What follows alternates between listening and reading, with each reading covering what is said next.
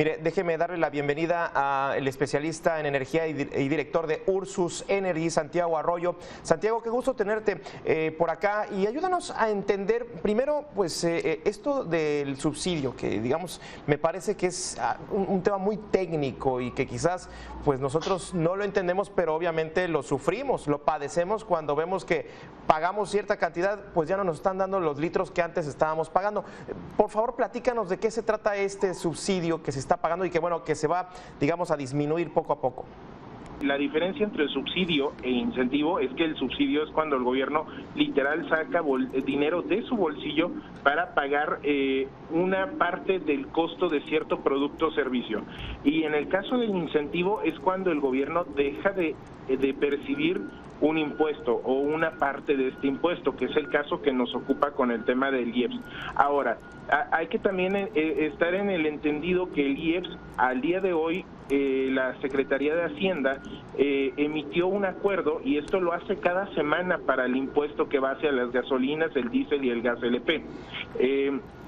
Y este acuerdo pues tuvo a bien aumentar el monto de recaudación, es decir, los incentivos, incluso los incentivos adicionales que existían por el tema del incremento tan fuerte que hubo de los precios de los combustibles hace unas semanas, ya se eliminó, y ahorita ya se está comenzando a cobrar el impuesto de manera regular con la aplicación de este incentivo, que ya es, digamos, un poquito menor. El incentivo originalmente es de poco más de 5 pesos por cada litro de combustible. Es decir, nosotros que cada litro de combustible que compramos en la gasolinera, poco más de 5 pesos se van hacia el gobierno, de puro impuesto especial sobre producción y servicio. Y ahorita el incentivo es sobre alrededor de 1 peso, es decir, nos están descontando alrededor de 1 peso y fracción para digamos,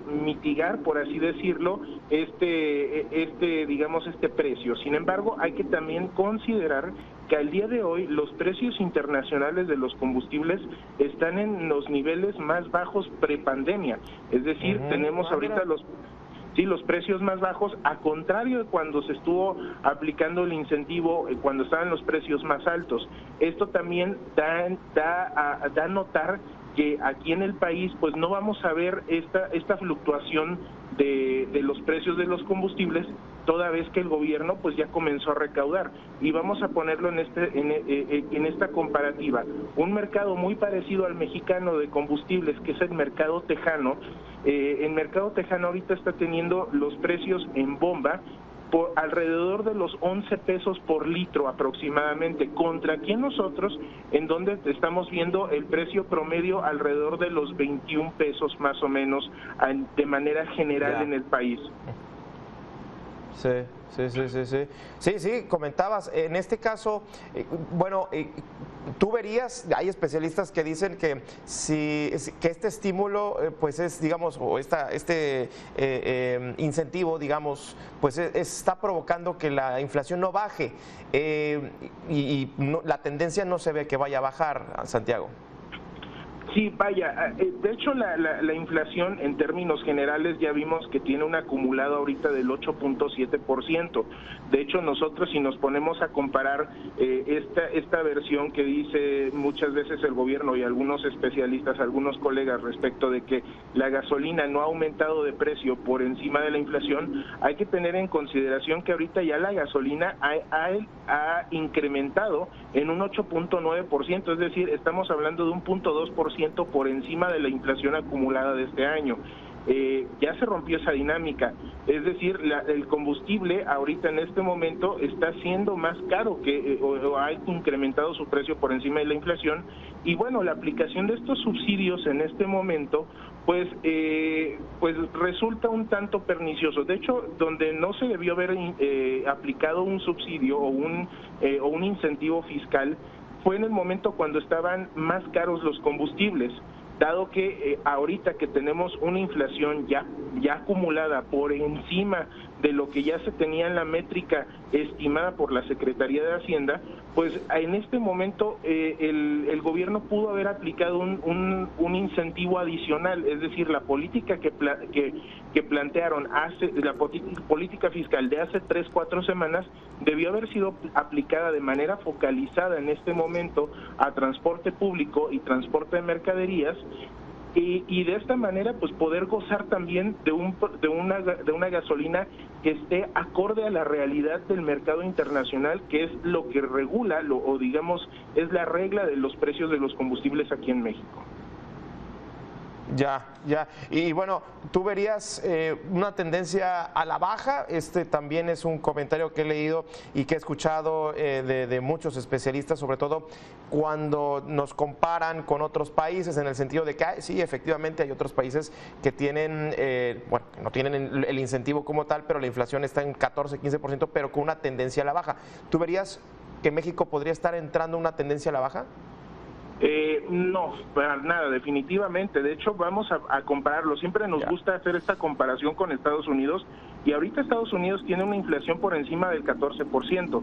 Sin embargo, el precio del combustible en este sector, digamos en este mercado que es muy parecido al mexicano y que tiene una base de precios de referencia internacional exactamente la misma, que son los precios de Costa del Golfo, en Estados Unidos estamos viendo precios de 11 pesos litro de combustible contra los 21 o 22 pesos que tenemos más o menos en promedio nacionales aquí en México.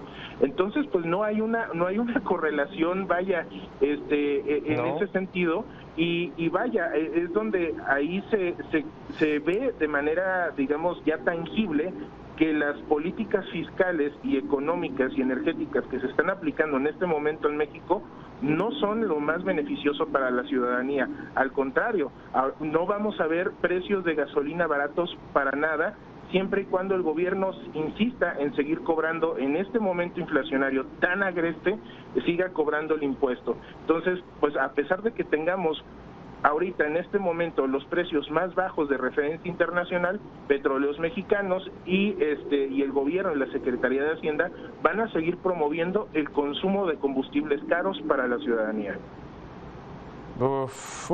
Y bueno, tengo entendido que a mediados de, unos par de semanas es la reunión de la FED, creo que el 22 y el 29 de septiembre, el del Banco de México.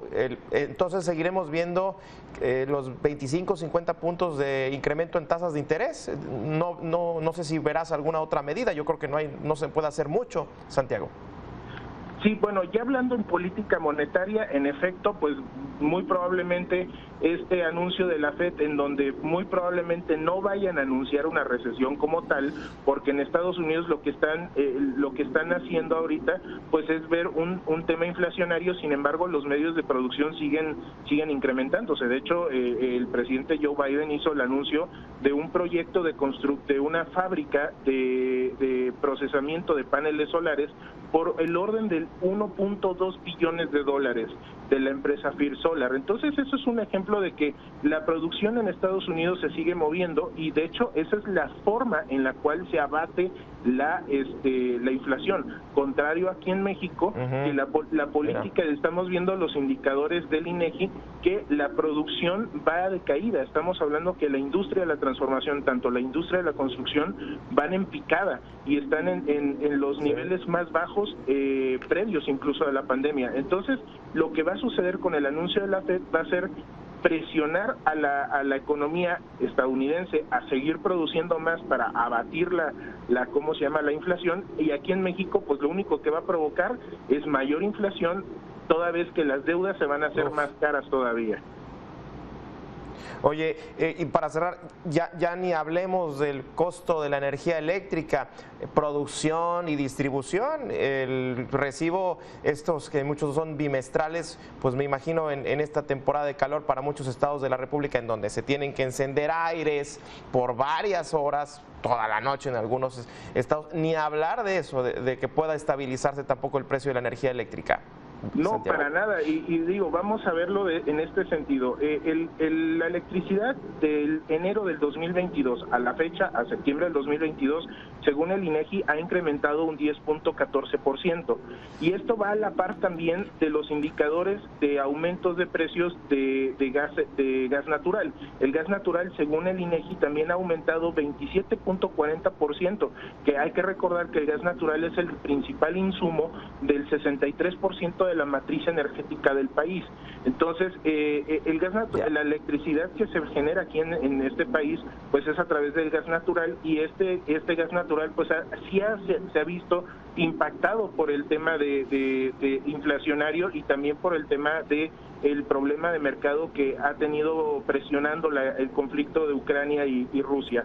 Y bueno, esto conlleva a que vayamos a tener todavía una dinámica alcista en los precios de electricidad, máxime que no se están aplicando por parte del Centro Nacional de Control de Energía, y al contrario, se están empezando a sacar de manera deliberada e ilegal algunas plantas de generación eólica y solar, que son muchísimo más baratas la generación y que de alguna manera a la larga, en un mediano plazo, pudiera generar menores costos de electricidad para el consumidor final.